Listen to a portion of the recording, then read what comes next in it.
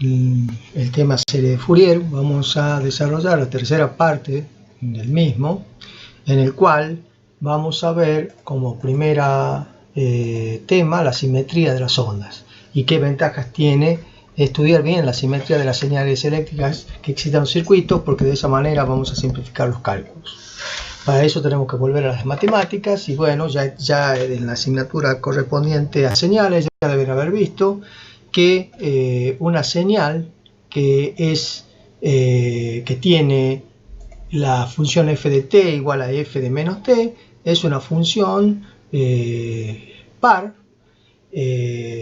Un ejemplo de esto es exactamente esta función, donde para un tiempo t determinado tenemos este valor y ese mismo valor lo tenemos para menos t. Entonces decimos que es una señal par.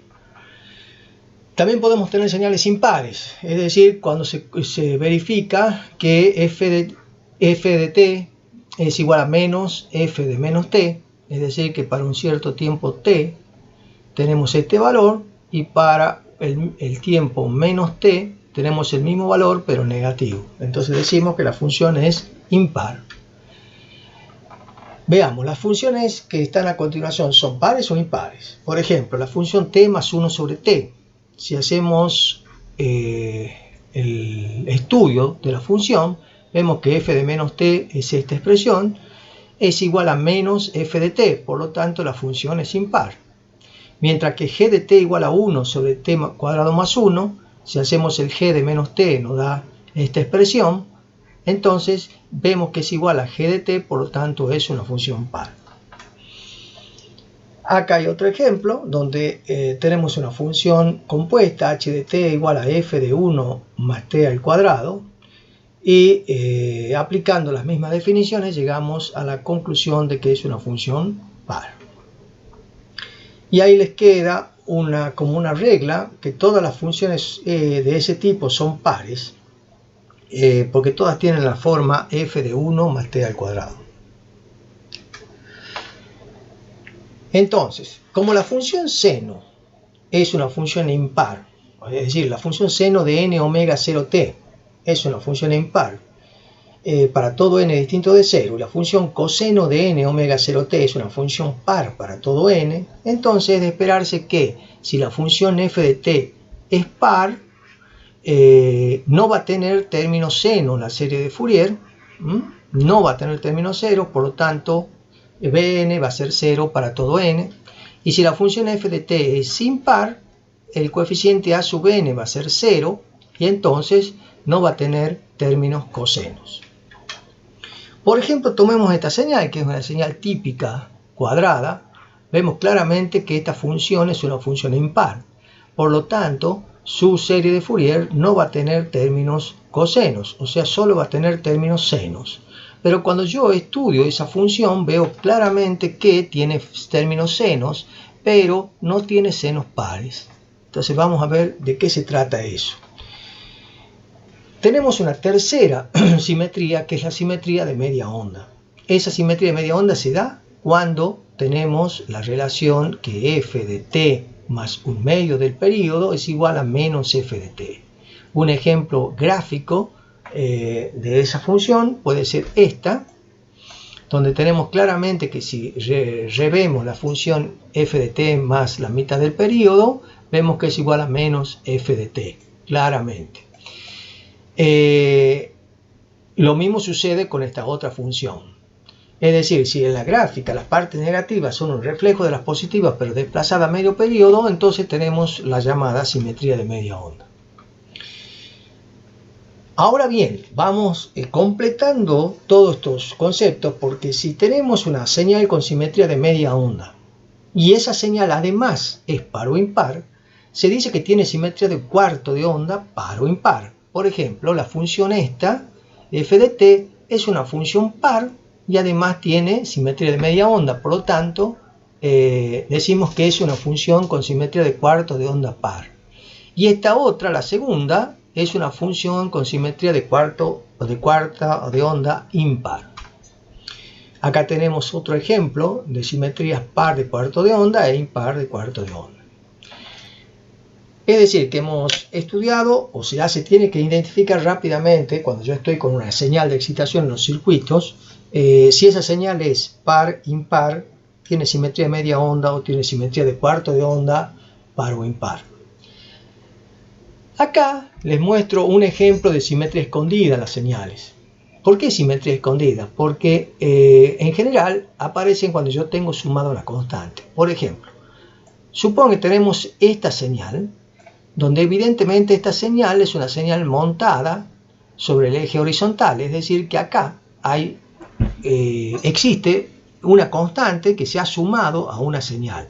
Entonces, si vemos, tenemos esta constante más esta otra señal, y vemos claramente que esta otra señal tiene una simetría impar. Es decir, que la simetría aquí estaba medio oculta, simplemente descontando la función constante descubro la simetría que tiene. De manera tal que después de haber estudiado todas las simetrías, podemos hacer una tablita con las respectivas coeficientes que quedan. Por ejemplo, si no hay ninguna simetría, debo calcular los coeficientes a sub n y b sub n, por lo tanto va a haber en la serie senos y cosenos. Si tiene simetría par, el término b sub n siempre va a ser 0 y solamente va a haber cosenos. Y si es impar, el término a sub n va a ser 0 y solo va a haber seno. Si tenemos simetría de media onda, va a haber senos y cosenos impares, dependiendo del n. Si tengo un cuarto de onda par, solo voy a tener cosenos impares, y si tengo un cuarto de onda impar, tendré solo senos impares, que era el ejemplo que teníamos en la onda cuadrada que habíamos visto en otra diapositiva. Este es otro cuadro que les dejo para que ustedes tengan un resumen de las simetrías, y de las formas que va a tener la serie de Fourier en base a esas simetrías. Esto hay que tenerlo muy claro y rápidamente recordarlo cuando estemos trabajando con circuitos. Por ejemplo, veamos este ejemplo donde queremos calcular los coeficientes de la serie de Fourier de esta señal. Esta señal claramente es una señal que tiene un periodo de 16 segundos. Entonces, si el periodo es 16 segundos, tenemos una frecuencia de 1 sobre 16 y una frecuencia angular igual a 2pi por esa frecuencia, que es pi sobre 8 radianes por segundo. Entonces, para calcular los coeficientes debemos elegir un periodo de integración que abarque todo un periodo, y vamos a hacer el cálculo de a sub 0, que en este caso tiene un valor medio naturalmente. El a sub 0 debe valer 2 forzosamente, porque es el valor medio de esta función. Si hacemos el cálculo, efectivamente nos sale que es 2.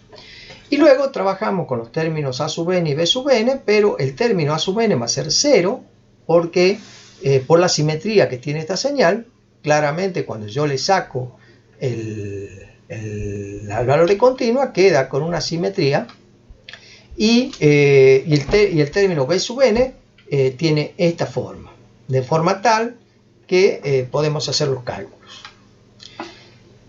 En esta señal, claramente, esta señal cuadrada tiene simetría de un cuarto de onda impar, y entonces la señal solo tiene senos impares. Veamos los valores RMS de una señal periódica. Sería el valor eficaz de una señal periódica, de una función periódica que esté expresada con Fourier. El valor RMS de una función periódica se puede expresar en función de los coeficientes de Fourier. Es decir, que dada la función f de t, yo puedo calcular el valor RMS como la raíz cuadrada de 1 sobre t por la integral entre 0 y t0 más t de f de t al cuadrado de t. Si nosotros a f de t la reemplazamos por su serie de Fourier, obtenemos esto claramente, y acá vemos que esa integral de la función temporal elevada al cuadrado se simplifica, porque los únicos términos que van a sobrevivir a la integración en ese periodo son el de continua y los armónicos de la misma frecuencia, y los productos armónicos de la misma frecuencia. Entonces la integral de los demás productos van a ser 0, y entonces la función, el valor RMS de esa señal se va a calcular de esta manera, como el raíz cuadrada del término de continua al cuadrado más la sumatoria de n igual a 1 hasta infinito de a sub n sobre raíz de 2 al cuadrado, es decir, de los valores de los coeficientes eficaces al cuadrado. Entonces, esa ecuación indica que el valor RMS de una función periódica es la raíz cuadrada del resultado de sumar el cuadrado del valor RMS de cada armónico y el cuadrado del valor de continuo. Por ejemplo, supongamos que tenemos una tensión periódica representada por esta serie de Fourier.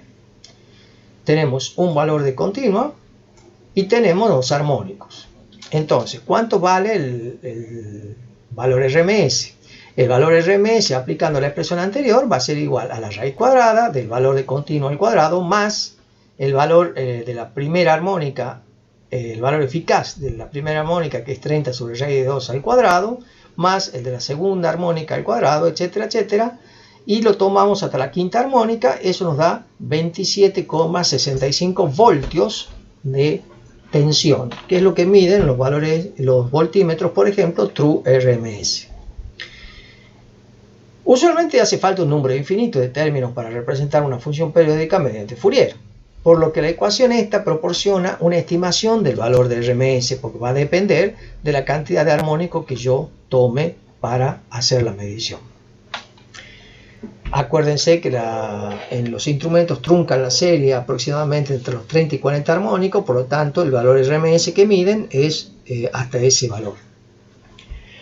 Nosotros ya habíamos visto las formas de representar la serie de Fourier mediante los coeficientes a sub n y b sub n, mediante los coeficientes Cn y θn, y ahora vamos a ver una otra forma de representación, que es la forma compleja de la serie de Fourier.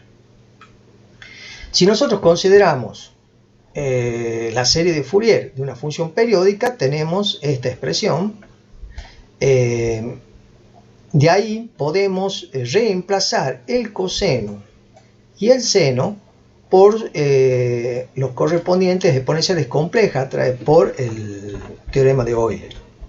Es decir, el coseno como un medio de la suma de dos exponenciales complejas de exponente jn omega 0t y menos jn omega 0t, y el seno como 1 sobre 2j por la misma diferencia, los mismos términos, pero esta vez restados.